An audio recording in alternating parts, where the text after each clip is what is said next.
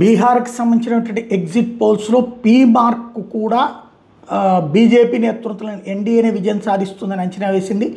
142 నుంచి 162 స్థానాల్లో ఎన్డీఏ కూటమి విజయం సాధించబోతుంటే మహాగఠబంధన్ 80 నుండి 98 స్థానాలు గెలుచుకుంటుందని, జనసురాజ్ పార్టీ 1 నుంచి 4 స్థానాలు గెలుచుకుంటుందని, ఇతరులు 0 నుండి 3 గెలుచుకుంటారని అంచనా వేశారు. తద్వారా ఎవరి మీద డిపెండ్ అవ్వకుండానే లేదా నెక్ టు నెక్ సిచ్యుయేషన్ కిందసారి 110, 120 స్థాయిలో వచ్చినాయి. అట్లాంటి సిచ్యుయేషన్ కాకుండా ఫుల్ ప్లెడ్జ్డ్ మెజారిటీతో ఎన్డీఏ కూటమి అధికారంలోకి రాబోతుందన్నటువంటి అంచనా వేసింది పీ మార్క్ సంస్థ. ఏదైతే జాతీయ టీవీ ఛానల్కి ఇస్తున్న ఇంటర్వ్యూల్లో ఇదే వాళ్ళ తరపున చేసినటువంటి సర్వేలో తేల్చిన అంశం ఇది.